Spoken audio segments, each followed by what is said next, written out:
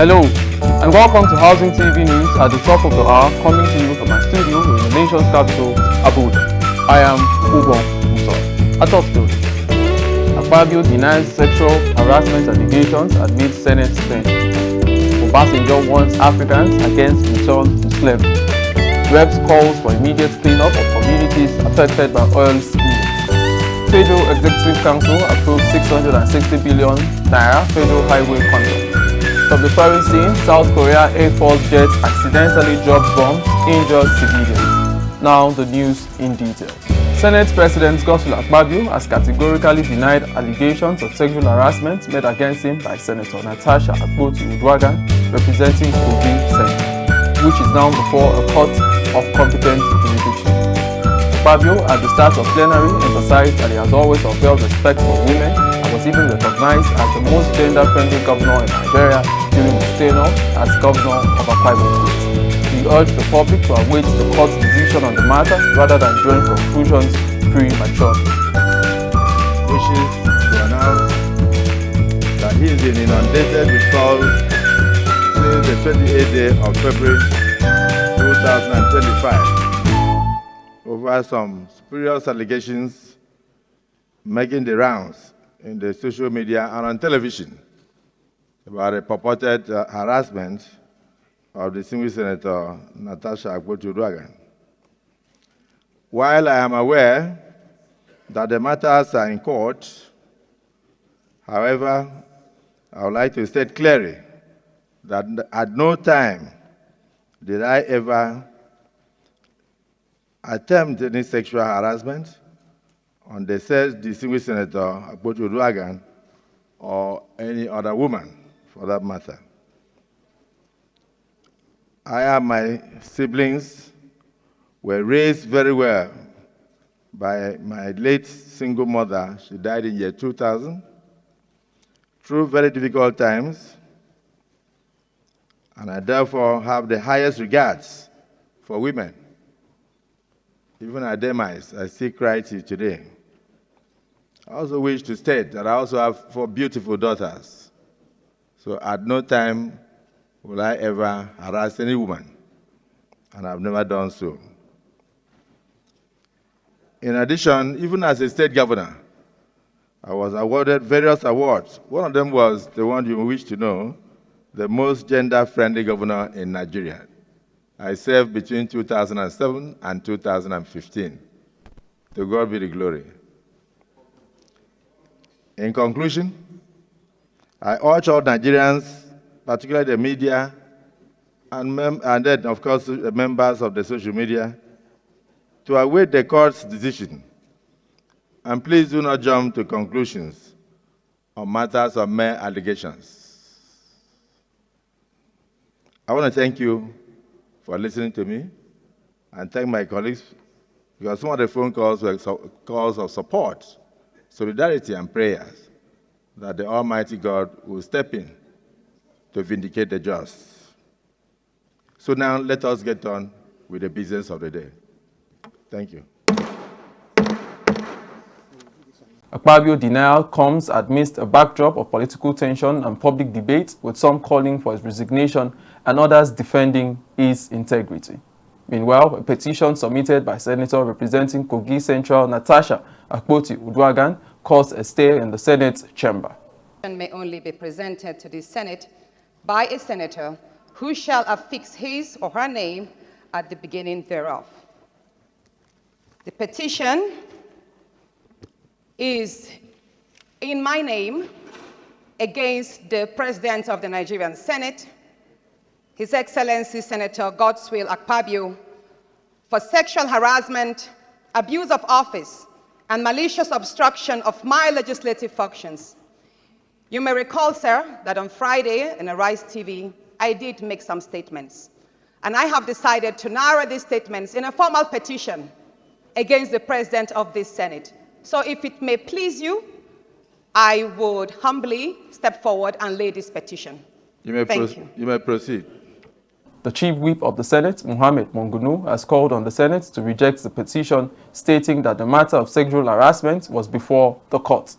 Mongunu further stressed that any deviation from the standing rule is an invitation to chaos and anarchy. Yes, I'm just laying foundation for what for my ultimate destination. And my ultimate destination is that our rules in very clear and unambiguous terms in Rule 40 and specifically Rule 7 states that Senate should not receive or deliberate on any matter to which actions are pending in any court of law. And for your information, Mr. President, distinguished senators, this matter is sub judice before our court.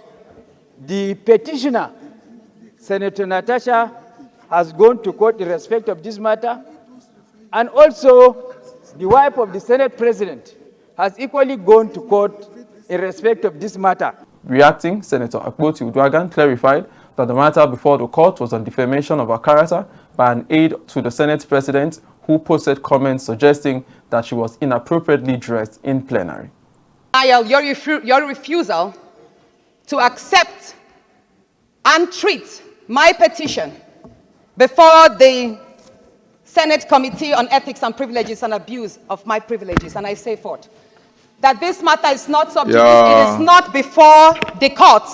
The matter before the court is on the defamation and cyberbullying statements made by your special assistant on new media, Mr. Patrick Umfom, who addressed my decent outfits as transparent, thereby depicting that I walk sedulously and naked to the chambers. That is the nature of the petition, of the case in court. This petition, sir, has never been filed. The petition that alleges, or should I say, accuses you of making sexual harassment moves, abusing your office, and making malicious obstructions to my legislative functions has not been tendered anywhere before, no court in Nigeria. So, sir, I would appreciate if you kindly accept my petition and forward same to the Ethics and Privileges Committee so it could be treated. Thank you, sir. Following a reaction, Leader of the Senate, Okpeyemi Bamidele, relying on Order 40, subsection 4, aligned with the Chief Whip, Mohammed Mongunu, and called on Akpabio and the Senate to disregard the petition as it was done in error. According to Order 40, subsection 4 of the Senate Standing Rules, petition ordered by lawmakers and signed by them cannot be accepted by the Senate. Senator Bamidele therefore urged for a closed session to address the issues raised, but Senator Akpabio took note of his submission and insisted that the plenary would continue since there were UK parliamentarians in the gallery. To know that political as this matter can be, we cannot be emotional about it. We are guided by two things. Actually, three different things. We are guided by the Constitution of the Federal Republic of Nigeria, 1999 as amended, Section 60 of which says, we shall regulate our procedure. Secondly, we are guided by the rules of this Senate. Section 40, subsection 4, of which also says, no senator shall personally sign a petition to be laid before this Senate. It's not about committee on ethics.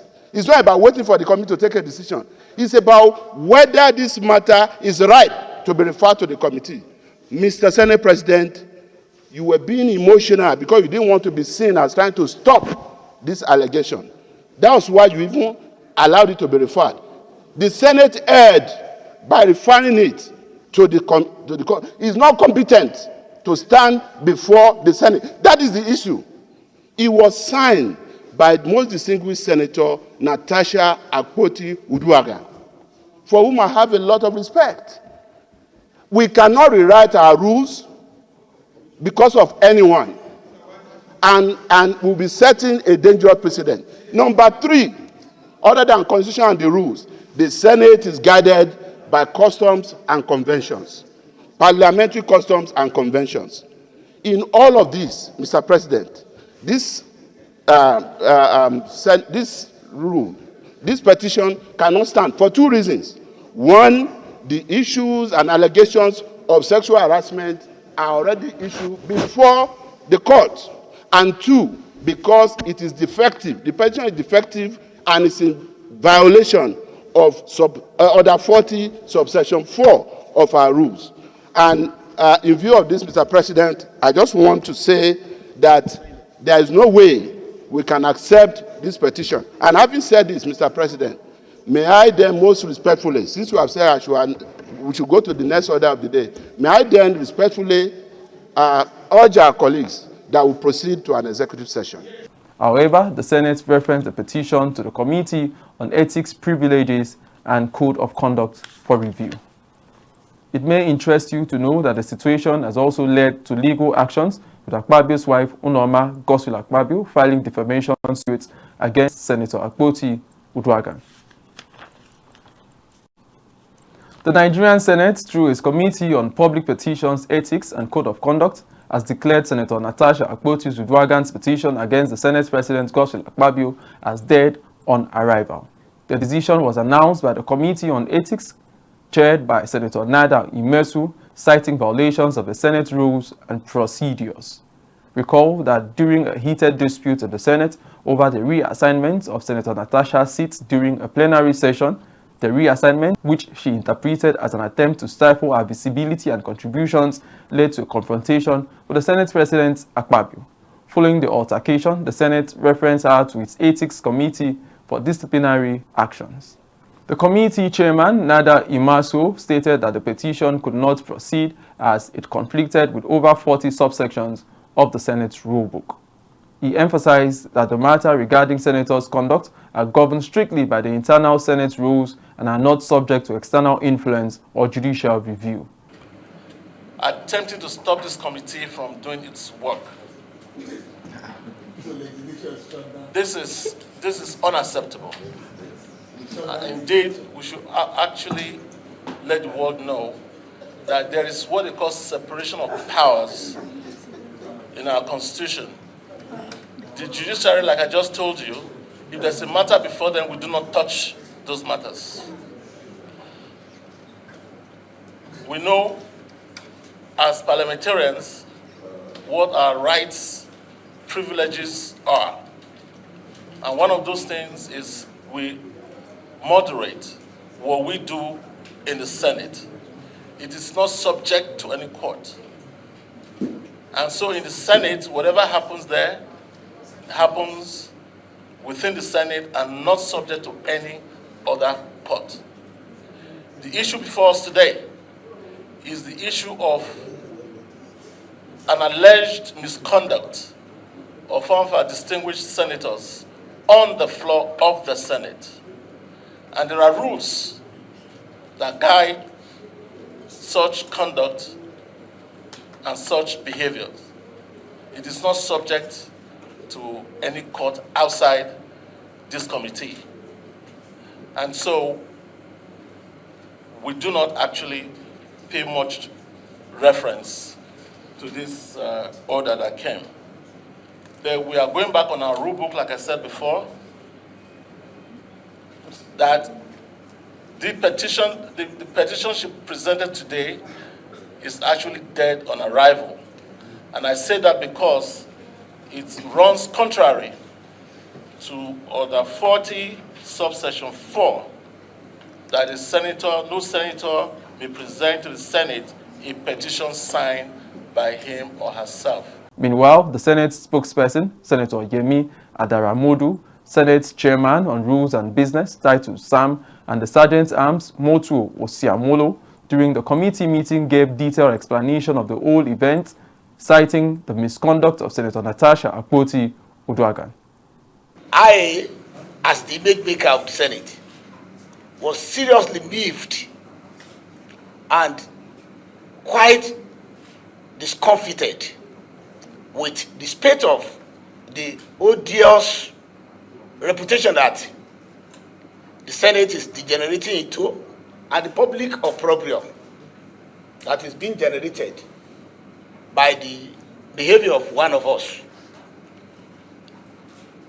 at the plenary on February 20, 2025. And as the image maker of the Senate, I started receiving a lot of calls, both locally, nationally, and internationally, and even exponentially from even members of my own family, that what is happening in the Senate, it became quite very difficult for me to even address the deluge of those demands that I have to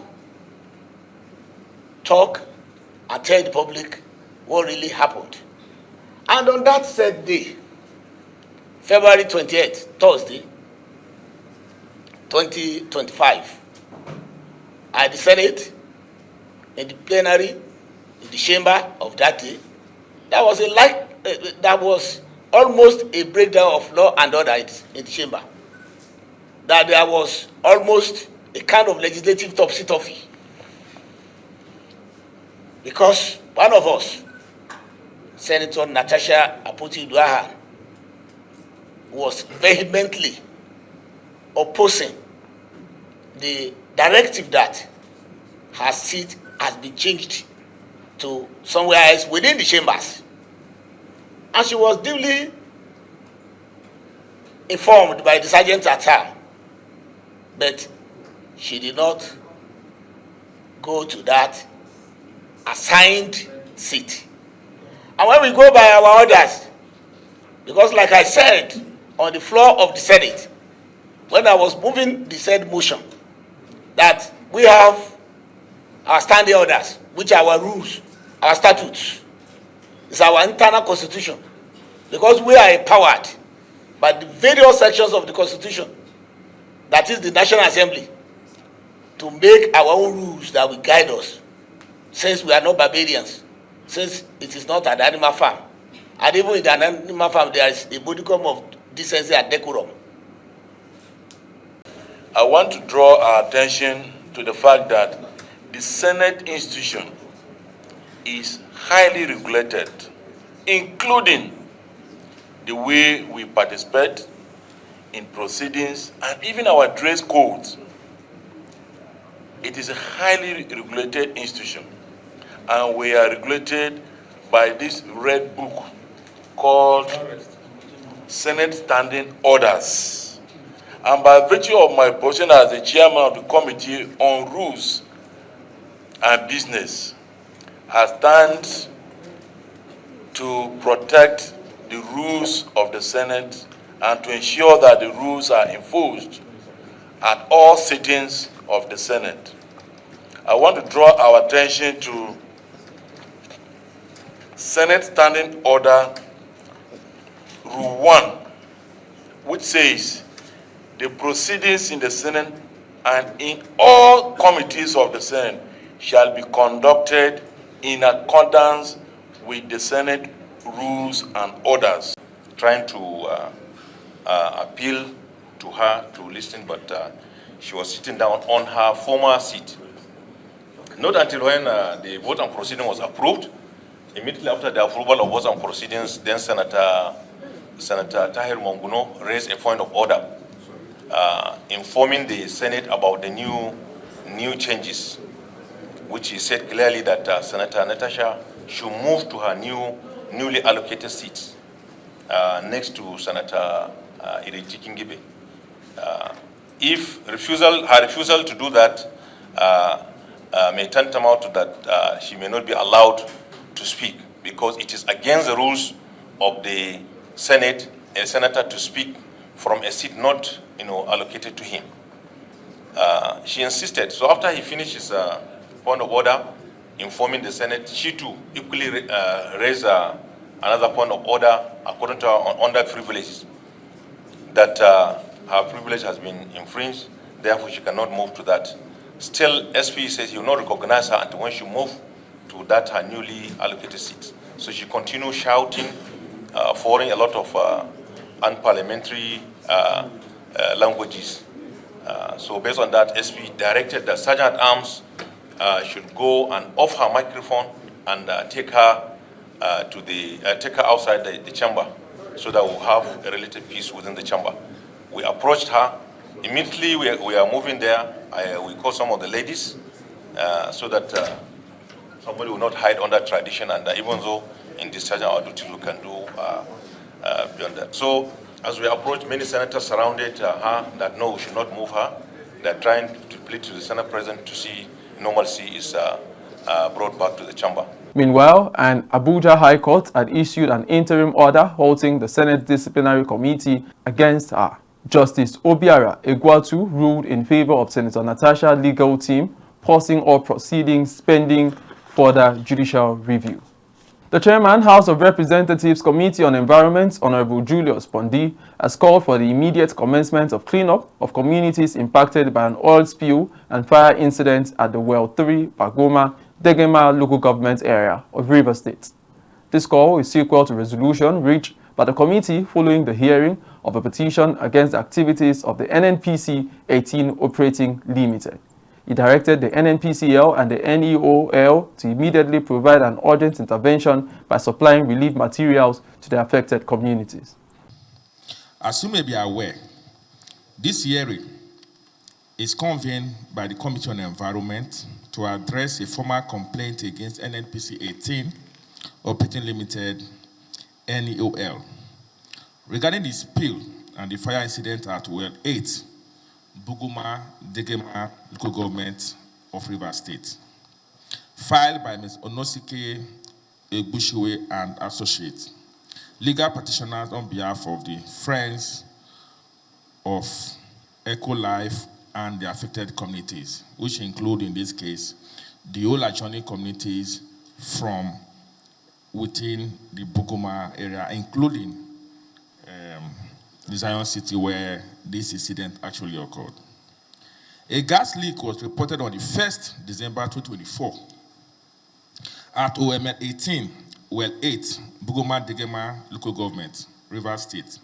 Thereafter, a joint investigation team, JIV, comprising the NNPC 18 Operating Limited, NOSRA, NUPROC, Rivers State Ministry of Environment, and the representatives of Buguma community visited the site on 6th December 2024, during which certain directives were issued to the operators to forestall further escalations. The committee granted the request for a 3-week extension to NNPCL and NUOL for a fair hearing and the right of reply to the engagement. The petition was filed by Mr. Asonike Epuchi and associate legal practitioners on behalf of Friends of Eco Life and the affected communities. In response to our invitation to today's hearing, the NNPCL, in a letter dated 4th March 2024, conveyed their inability to attend today's engagement and sought an extension for 3 weeks to enable them to provide necessary information and appear accordingly. The committee has graciously, in the interim, pending the appearance of NNPCL and NEOL, resolved as follows. 1. Grant the request for a 3 weeks extension to NNPCL and NEOL for a fair hearing and the right of reply following today's engagement. 2. Direct NNPCL and NEOL to immediately provide an urgent intervention by supplying relief materials to the affected communities to forestall the breakdown of law and order by the already famished host communities. And 3, commence the process of remediation following the cleanup of the affected communities. Signed, Right Honorable Julius Akpabio, Chairman of Committee on Environment. This is the position of the committee. We will wait for the 3 weeks to come, and when they come here, they will only speak to the positions that have been made today. However, it has been reported that the NNPCL had already embarked on a directive to commence the process of remediation following the cleanup of impacted communities by sending relief materials to ameliorate the situation. In another development, the House of Representatives Public Accounts Committee has given 3 major oil companies, Chorus Energy, W Oil Limited, and Belema Oil, who have all admitted to owing a debt of over $5,543,491.45 to the Nigeria's Federation account to pay off. The charge was given by the committee on Tuesday when the companies admitted owing the said amount at the ongoing investigation, which was prompted by the Auditor General's report submitted to the committee. After engaging them, the committee went to a closed-door meeting with them on how to recover this money. And Chorus Energy Limited gave an undertaking that before end of this month of March, they will redeem all their outstanding. Is that position with Energy Limited? Yeah. 2 weeks from today. 2 weeks from today, the Chorus Energy Limited will redeem their money and pay all the outstanding liability to Federation account. 3 companies, which are Nigeria's Upstream Petroleum Regulatory Commission, Chorus Energy, Dubril Oil, and Belema Oil, testified and gave detailed reports on their financial indebtedness to the Federation's account. The time to give the detail of every money owed to the Federation account, Nigeria's Upstream Petroleum Regulatory Commission, represented by Mr. Bala Rabe Aruna, outlined the outstanding debts of the companies. Almost all of the companies cited issues of increase in crude oil prices, financial difficulties due to decline in production, amongst other issues. As at 31st December 2024, we have a total indebtedness for Belema to the tune of 1,703,617.68. This consists of $977,793 for crude oil royalties, 511,870.14 for gas flare. Don't rush it so that they can pick the numbers. For gas flare, can I go on? Yes. And a concession rental of $213,954. When you add the 3, it will give you $1,703,617.68. Yeah, that is as at 31st December 2024. We confirm that this amount of $1,703,617 is owed by Belema Producing Limited. This number has been reconciled and it is outstanding. Mr. Chairman, I'd like you to know that Belema Oil has practically not been producing since August of 2022. You may, and a lot of people would know, that Belema Oil is situated in an environment where we have been having tremendous challenges with evacuation of our production. Production had been evacuated through the NCTL, which is the Nembe Creek trunk line, which, as most Nigerians know, had been bedeviled with a lot of leakages, which resulted in complete shutdown by August of 2022. Prior to the shutdown, the cumulative crude oil losses had been around 5 million barrels. And the company has never been owing. We have always been paying as at when due all our liability to the government. But we came to NUPRC, I remember, the first quarter last year, and the commission secretary said the government was looking for money that everybody should go and pay. All operators were owing. So the leeway was given to us that we can pay installmentally. And we have been paying. As a matter of fact, in 2024, we have paid $5.3 million, out of that. So we're able to clear that.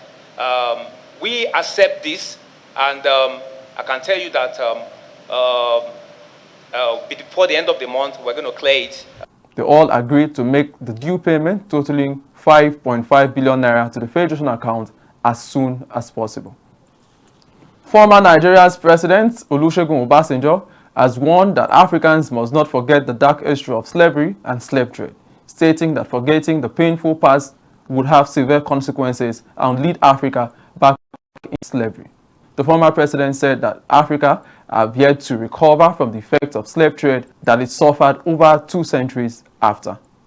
Obasanjo disclosed this during his 88th birthday celebration and a book launch held at his premises at the Olusegun Obasanjo Presidential Library, OOPL, in Abeokuta, Ogun State on Wednesday. The Director General, Nigerian Institute for International Affairs, who was the guest lecturer at the event, Professor Isosa Osahi, disclosed that over 12.5 million people are trapped in modern slavery across Africa, stating that the number represents about 60% of the global total of 20.9 million enslaved people worldwide. We will be re-enslaved again in one form or the other. We haven't come out of the one that we have suffered more than standing about 2 centuries that we have suffered from. And then Nigeria past and future. It is for us to see where we have all gone wrong, without any exception, as a group. And then give there a way out. And if there is a way out, what is the way out? And if we know the way out, how do we get there? And what should we do? But for me, I am an incurable optimist about Nigeria. In the United States of America, there was European slavery, and it involved everyone. But those involved only a few hundreds of thousands and 1 million and 2. But for Africa, it was 12.5 million, and that's a conservative estimate. Secondly, no other form of slave trade or colonialism was as racialized as the one that involved Africa. Must re-emerge, and the best way to re-emerge is to have a unity, a strong force, a new bloc, a power bloc that is economic, that is social, that is cultural, and that is political, most of all, that the world can no longer deal with. Don't be deceived. Globalization is something that we need to have lenses to know what to take from and to know what to reject. To think that globalization exists only purely for the good of us is to remain fixated to colonial mentality. Dignitaries included past and present governors, royal fathers, government functionaries who took turn to extol the virtues of the former president. In his goodwill message, the Ogun State Governor, Dagbo Abiodun, was represented by his deputy engineer, Newmut Solake Oyadele, poured encomiums on Obasanjo, describing him as a leader of thought and a true African leader. Damola Adeleke reviewed how Obasanjo gave him confidence to conduct local government elections in Osun State despite pressure from the federal government. An honor and privilege to be with our father of Africa and former President Olusegun Obasanjo. Baba's impact and reach is monumental and far-reaching. His robust record as the president and are historical.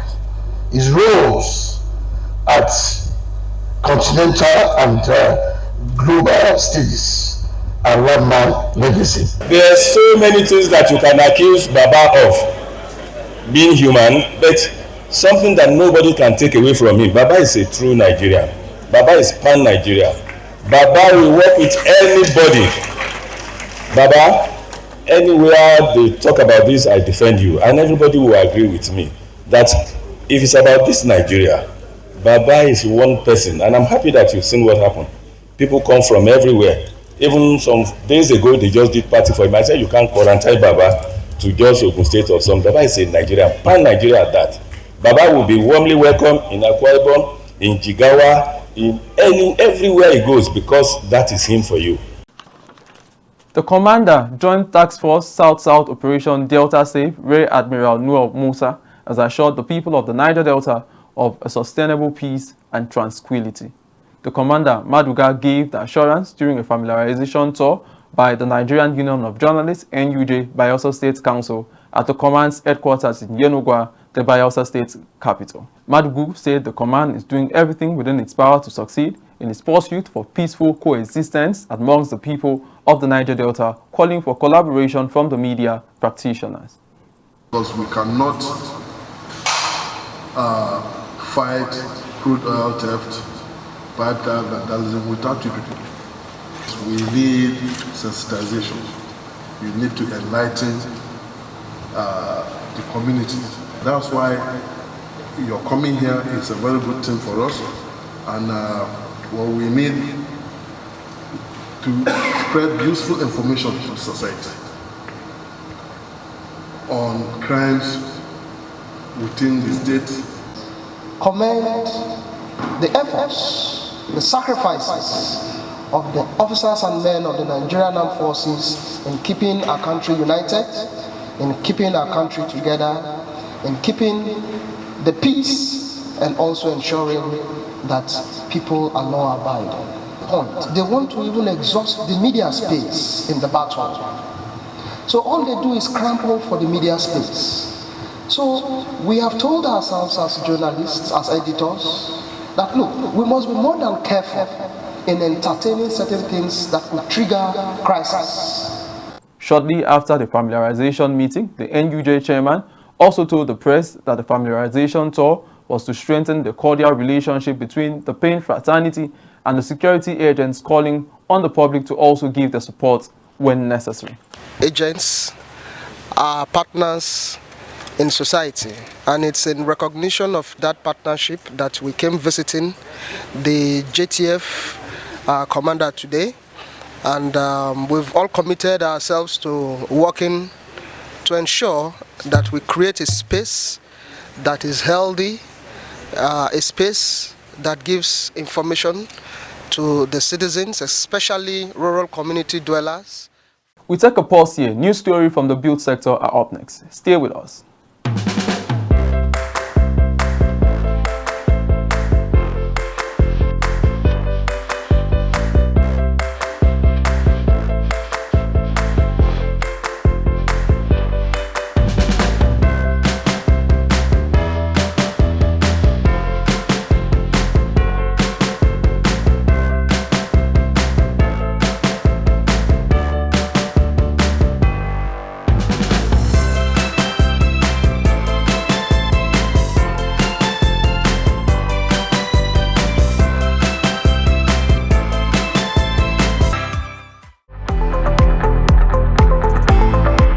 Credible and authentic housing news at your fingertips by downloading the Housing TV mobile app. You can also join the African International Housing Show live from across the globe through the Housing TV mobile app.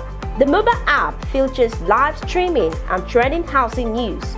You can locate the AIHS venue via the app, network with AIHS seasoned speakers, and live chat with exhibitors. You can also order house or building materials at AIHS via this app. Download the Housing TV mobile app now from the App Store and Google Play Store. And don't forget to click on the notification button. Available for both iOS and Android users. Housing TV is also on Star Times, channel 149 decoder. You are still watching Housing TV News at the top of the hour, now to the build sector. The Federal Executive Council has approved 13 contracts for the Ministry of Works aimed at rehabilitating, rescoping, and completing critical road infrastructure inherited from the previous administration.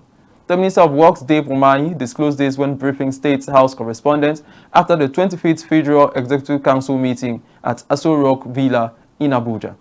Amongst the key projects is the rescoping and vibration of the Alakere-Ukuk Road in Bauchi State, which has now been phased for completion in 6 months with a contract sum of 11.28 billion naira. Similarly, the Uturu-Ishaka-Akara Road in Abia State was revised for phase completion, with phase 1 valued at 5.9 billion naira. Approval was also granted for the construction of a new road spanning Zaria, Ukuni, Kolomani, Tambali, Maraba, Kanya, Subawa, and Sawa in Kaduna State and Katsina State. The project, awarded to Mothercat Nigeria Limited and contracted at 190 billion naira and will be executed over 36 months.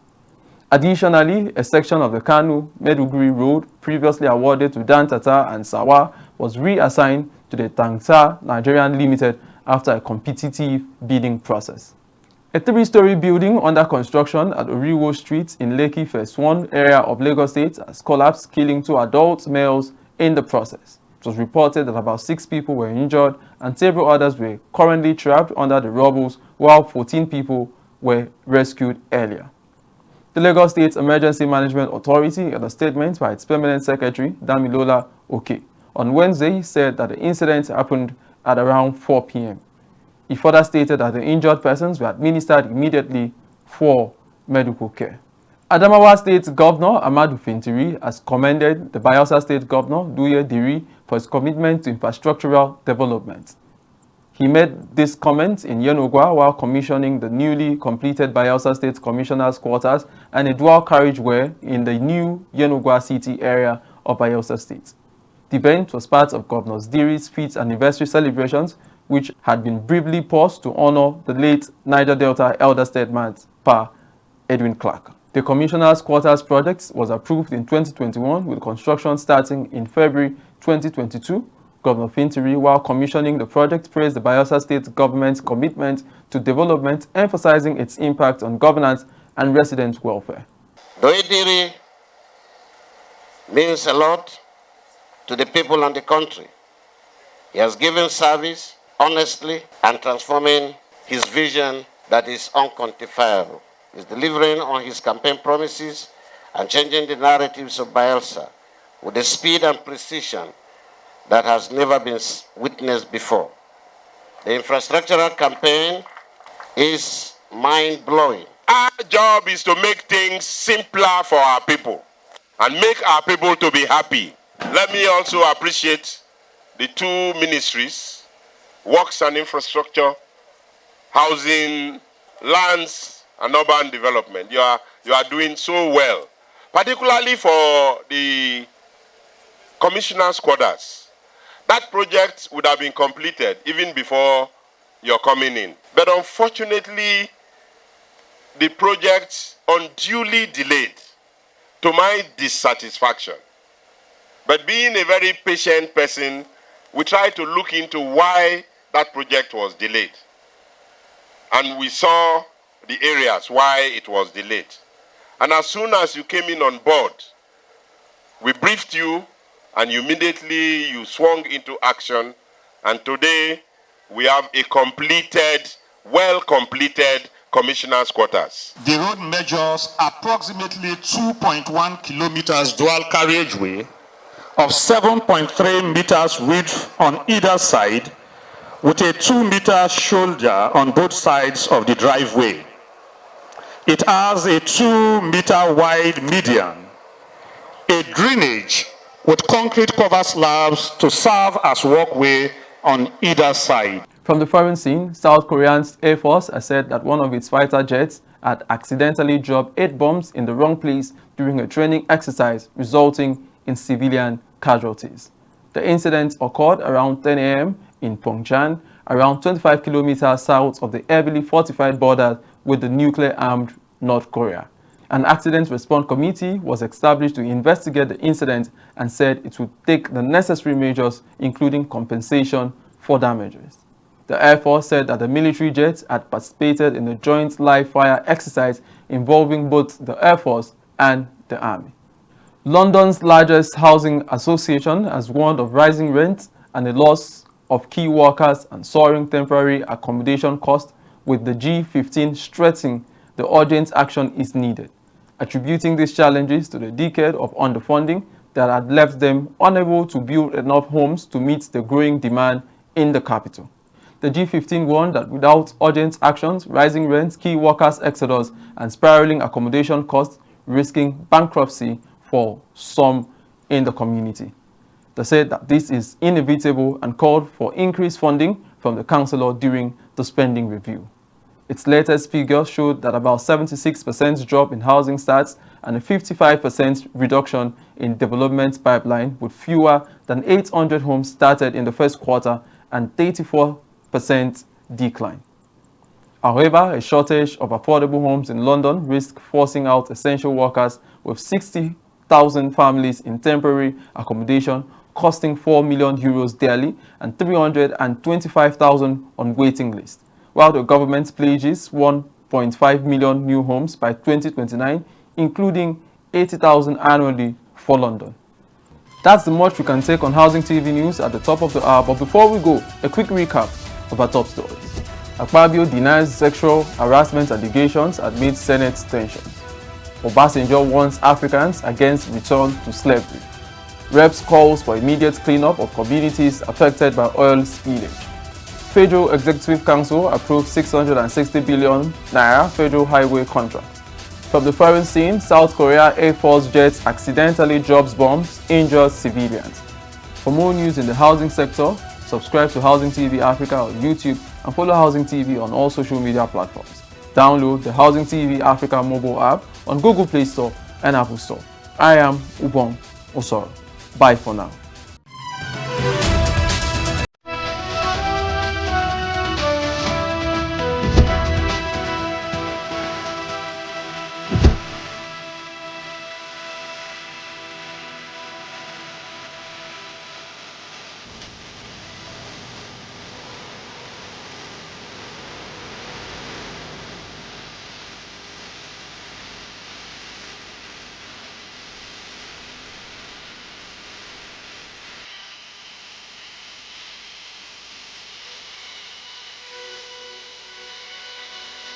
This is Housing TV Africa on YouTube and click on the subscribe button. Subscribe to Housing TV Africa to stay updated on latest happenings in Nigeria's housing sector. Follow our social media pages, like and share our posts. On Facebook, Housing TV Africa. On Twitter, Housing TV Africa. Instagram, Housing TV Africa. Housing TV Africa, your first in housing development broadcasting.